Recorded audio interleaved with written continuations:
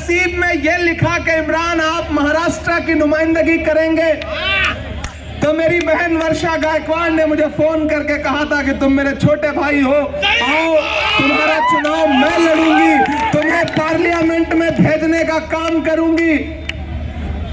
और मैं इस बहन का शुक्रिया अदा करता हूं कि मैं जब देश की पार्लियामेंट का चुनाव लड़ने के लिए राज्यसभा का यहां आया, तो इस बहन ने उस चुनाव को, राज्यसभा के चुनाव को अपना चुनाव समझ के लड़ा था।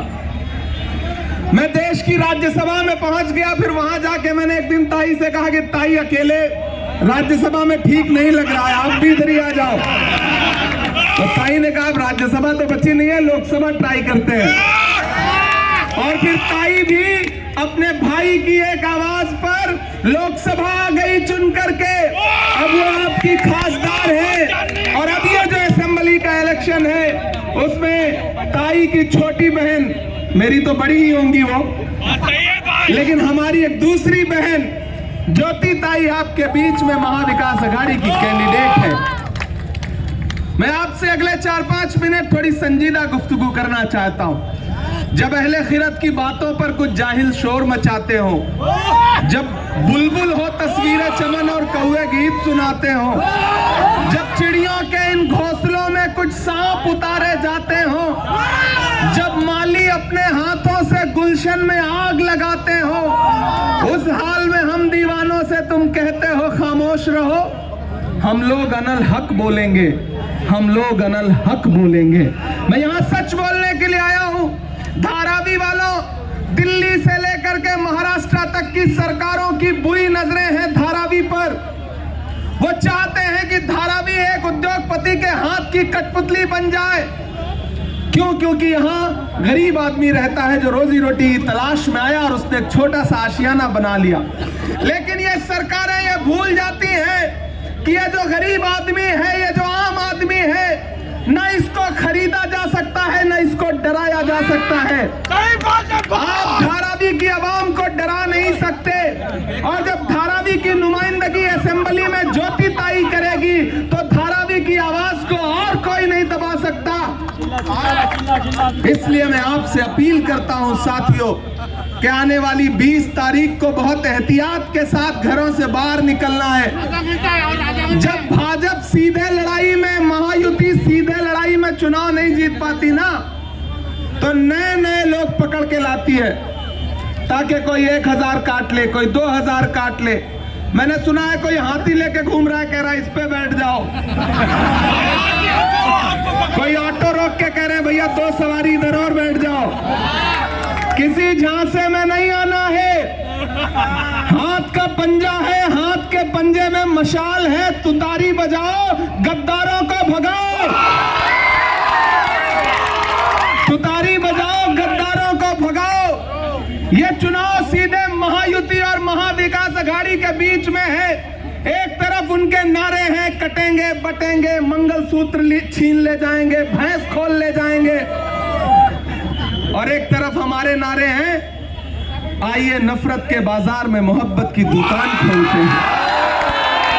ये रास्ते गवाह हैं धारावी वालों कि राहुल गांधी अपने कदमों पे चलते हुए इन रास्तों से गुजरे थे, ये नारा लगाते हुए कि नफरत छोड़ो भारत जोड़ो, ये नारा लगाते हुए कि आइए नफरत के बाजार में मोहब्बत की दुकान खोलते हैं।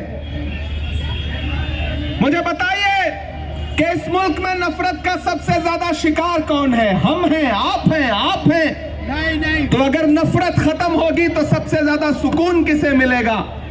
हमको मिलेगा, आपको मिलेगा, आपको मिलेगा। उस नफरत को खत्म करने के लिए 4000 किलोमीटर पैदल कौन चला? राहुल गांधी चले। मैं चला था राहुल गांधी के साथ। जब मैं चलता था तो मुझसे मीडिया के साथी कहते थे इमरान साहब आप सांसद बाद में हैं, शायर पहले हैं, आप राहुल जी को चलते हुए देख रहे हैं, क्या कहेंगे? तब मैं कहता था कि जो हर जालिम से टकराएगी वो आंधी बनाऊंगा, जो हर जालिम से टकराएगी वो आंधी बनाऊंगा। नए अंग्रेज आए हैं, नया गांधी बनाऊंगा। मैं चला हूं राहुल गांधी के साथ, मैंने देखा है राहुल गांधी के पैर के छाले।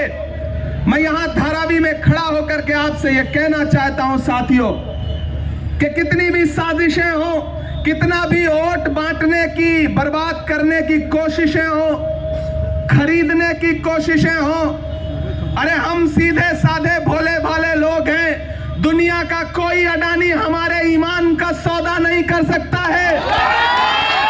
नहीं कर सकता है ना, नहीं कर सकता है ना। ये जो पैसों से सोचते हैं कि इलेक्शन को डिस्टर्ब कर लेंगे, उन्हें बताना कि हम भोले लोग जरूर हैं, हम गरीब लोग जरूर हैं, हम सीधे सच्चे लोग जरूर हैं, लेकिन इतना तो जानते हैं कि नफरत कहां है और मोहब्बत कहां है। ये लड़ाई नफरत और मोहब्बत के बीच में है। मैं एक दिन पार्लियामेंट में खड़ा होकर के बात कर रहा था, उधर से प्रधानमंत्री जी भाषण देने लगे, बोले बताओ कांग्रेस वालों 70 साल में क्या बनाया। मैंने सोचा मैं बताना शुरू करूं, तब तक उधर से खड़गे जी बोले इमरान मत बताओ, जो बताओगे ये उसको भी बेच देंगे, इनका काम सिर्फ बेचने का है। यही चल रहा है, महाराष्ट्र से लेकर के पूरे देश में यही चल रहा है। ये इलेक्शन इस बात का बदला लेने का चुनाव है कि किस तरह से महाराष्ट्र में एक चलती हुई सरकार को लूट करके एक दूसरी सरकार बनाई गई। पहले एक इंजन जोड़ा गया, फिर डबल इंजन, फिर ट्रिपल इंजन। जो कल तक नारा लगाते थे चक्की पीसिंग पीसिंग पीसिंग, वो आज महायुति महायुति महायुति का नारा लगा रहे। इनके झांसे में नहीं आना है। ये जब सीधी लड़ाई में नहीं जीत पाते हैं ना, तो अपने 2-4 छुपे हुए दोस्त निकाल के लाते हैं कि भैया तुम इस चुनाव निशान से खड़े हो जाओ, तुम अपक्ष खड़े हो जाओ, तुम विपक्ष खड़े हो जाओ, तुम सपक्ष खड़े हो जाओ, ताकि 2000, 3000, 1000 वोट काट लो। लेकिन एक चीज जान लो, यह लड़ाई भारत के संविधान को बचाने की है। याद करो, लोकसभा चुनाव के दौरान भाजपा के नेताओं के भाषण, चाहे वो आनंद हेगड़े हो, दिया मिर्धा हो, लल्लू सिंह हो, एक नारा था कि हमें बहुमत दो, हम भारत का संविधान बदलेंगे। लेकिन भला हो भारत की जनता का, भला हो धारावी की आवाम का कि आपने 400 पार का नारा लगाने वालों को ला करके 240 पे ऐसा पटका कि अपने अकेले के पैरों पे खड़े भी नहीं हो पाए। 2 बैसाखियां उधार लेनी पड़ी, एक बिहार से, एक आंध्र प्रदेश से, एक चंद्रबाबू